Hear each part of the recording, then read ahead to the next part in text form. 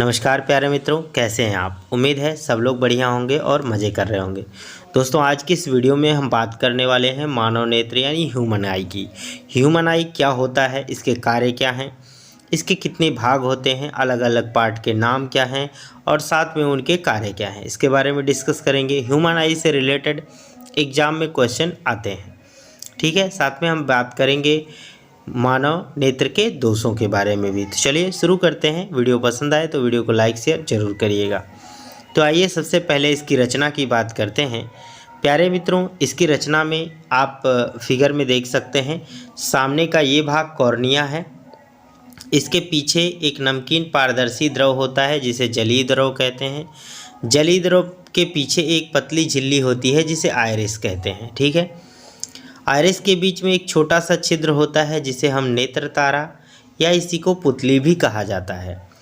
नेत्र तारे के पीछे एक नेत्र लेंस होता है जो पश्चमाभि पेशियों के बीच में टिका हुआ होता है। इसके पीछे एक अन्य पारदर्शी द्रव होता है जिसका नाम काचाम्ब द्रव है। नेत्र का बाहरी परत दृढ़ पटल से घिरा होता है और उसके नीचे एक और काली झिल्ली होती है जिसे हम कोरोइड कहते हैं। और नेत्र के सबसे निचली परत को हम रेटिना कहते हैं। रेटिना पर ही किसी वस्तु का प्रतिबिंब बनता है। याद रखना है प्यारे मित्रों, रेटिना पर किसी भी वस्तु का जो प्रतिबिंब है वह उल्टा बनता है, परंतु मानव मस्तिष्क अनुभव के अनुसार उसे सीधा देख लेता है। और ये सूचनाएं पहुंचती कहाँ हैं? इस प्रकाश सिराओं के माध्यम से। यहाँ पर आपकी क्या हैं? प्रकाश सिराएं हैं। ये जो आपको दिख रहा है यहाँ पर पतली पतली रेसें, ये प्रकाश सिराएं हैं।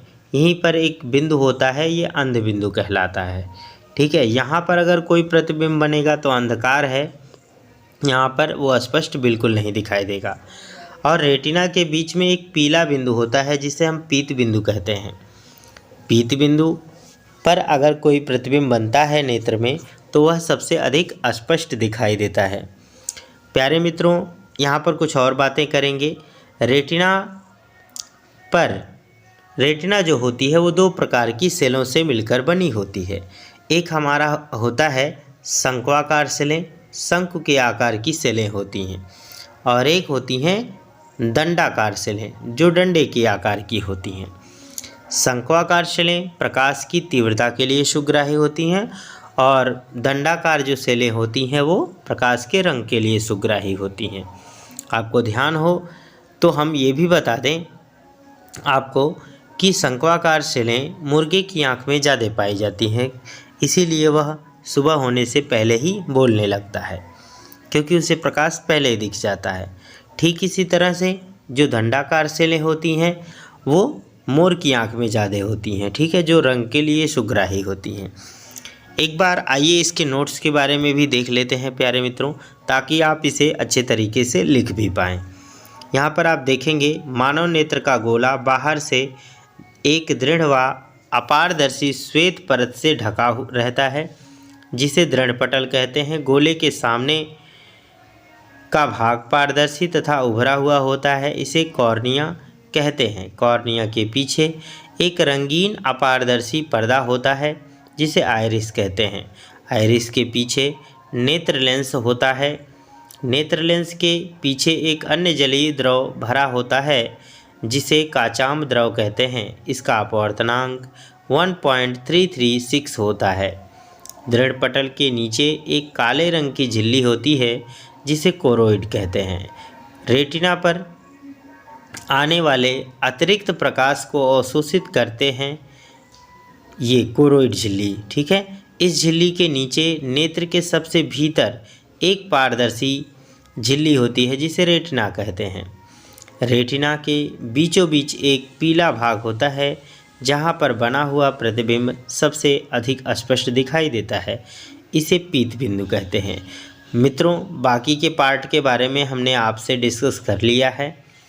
और यहाँ पर कभी कभी ये पूछा जाता है जो नेत्र तारा है जिसे हम पुतली कहते हैं, तो पुतली की विशेषता बताइए। तो प्यारे मित्रों, पुतली की विशेषता ये होती है कि यह अधिक प्रकाश में अपने आप छोटी हो जाती है और कम प्रकाश में बड़ी हो जाती है। ताकि प्रकाश की सीमित मात्रा ही नेत्र के अंदर पहुंचने जाए। ठीक है मित्रों, ऐसा होता है जब आप देखिए धूप में निकलते हैं तो आंखें सिकोड़ लेते हैं, जिससे ये नेत्र तारा पुतली छोटी हो जाती है और प्रकाश कम पहुंचता है। और इसी तरह जब हम अंधकार में यानी छाँव में खड़े होते हैं तो हम अपनी आँख को नॉर्मल रखते हैं तो हमें क्या होता है, प्रकाश थोड़ा अधिक आँख में पहुंचता है। तो ये सारी बातें नेत्र के बारे में हैं। एक बार मैं और डिस्कस करना चाहूँगा, हमें अपनी आँख की सुरक्षा अवश्य करनी चाहिए। हमें चश्मे का उपयोग ज़रूर करना चाहिए, चाहे आप छात्र जीवन में हैं या किसी और जीवन में हैं, क्योंकि यह जीवन पर्यंत रहने वाली चीज़ है और ये बहुत नाजुक होती है। यह अधिक बल तो नहीं सह सकती, परंतु पूरे जीवन हमारी मदद करती है। अगर आपको शर्म आती है चश्मा लगाने से तो आप उन्हीं समय में लगाइए जब आप बाहर निकल रहे हों, क्योंकि वायुमंडल बाहर से हमेशा धूल धुएं के कणों से भरा हुआ होता है, जो हमारी आँख को हमेशा प्रभावित करता है। आप देखते हैं जब आप बाइक चलाते हैं और हमेशा चल रहे होते हैं तो आँख से कितना पानी निकलता है। तो निश्चित रूप से प्यारे छात्रों, आपको चश्मे का उपयोग करना चाहिए और अपनी आँख को सुरक्षित रखना चाहिए। दोस्तों, वीडियो पसंद आया हो तो प्लीज़ लाइक करके जाना, और अगर ऐसी ही वीडियो देखना चाहते हैं तो हमारे चैनल को भी ज़रूर सब्सक्राइब करना। मिलते हैं अगली वीडियो में एक और नए कंटेंट के साथ। तब तक के लिए जय हिंद, वंदे मातरम।